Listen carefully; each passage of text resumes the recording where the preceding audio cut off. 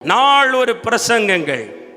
ஆனால் இந்த சகையு பாருங்க, நம்ம கேட்குறோம், பிரசங்கம் கேட்குறோம், சாட்சி கேட்குறோம், நம்ம ஆசைப்படுவோம் நம்ம வாழ்க்கையிலே இயேசு என்ன செய்யணும், அற்புதம் செய்யணும். பரவாயில்லையே, அந்த பேய் ஓடிருச்சா, அந்த வியாதி பிடிச்ச மனுஷன் ஜெபம் பண்ணி சரியாயிட்டாரா, அப்போ நானும் ஜெபம் பண்ணி என் வியாதியிலிருந்து விடுதலை வாங்கணும்னு ஜெபம் பண்ணுவோம்.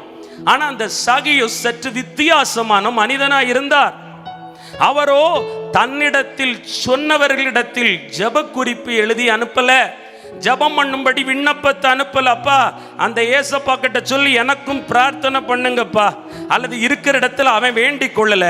வித்தியாசமா தன் நாள்தோறும் காதுகளால் மற்ற மனிதர்கள் சொல்ல கேட்ட இயேசுவை பார்க்க வகை தேடினான். அல்லேலூயா. நம்பர் 1, ரட்சிப்பின் ஆயத்தம். தேவ பிள்ளையே, ரட்சிக்கப்பட்ட அனுபவம் உண்டா? ரட்சிக்கப்பட்ட அனுபவத்தில் இருக்கிற தேவ பிள்ளையே, உங்கள் கிறிஸ்துவ ஜீவியம், ஆவிக்குரிய வாழ்க்கை எப்படிப்பட்டதா இருக்கிறது?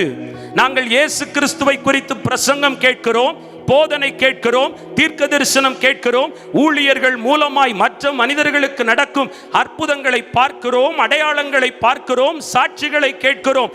அவ்விதமாய் நின்று விட்டோமோ? அப்படி அல்ல. அந்த சகையு ஒரு படி மேல போய் அவர்கிட்ட இருக்கிற வல்லமையை நாடி போகல, வரங்களை நாடி போகல, அவர் பிரசங்கத்தை கேட்க போகல. மாறாக அந்த இயேசு எப்படிப்பட்டவரோ என்று பார்க்கும்படி வகை தேடி போனான்.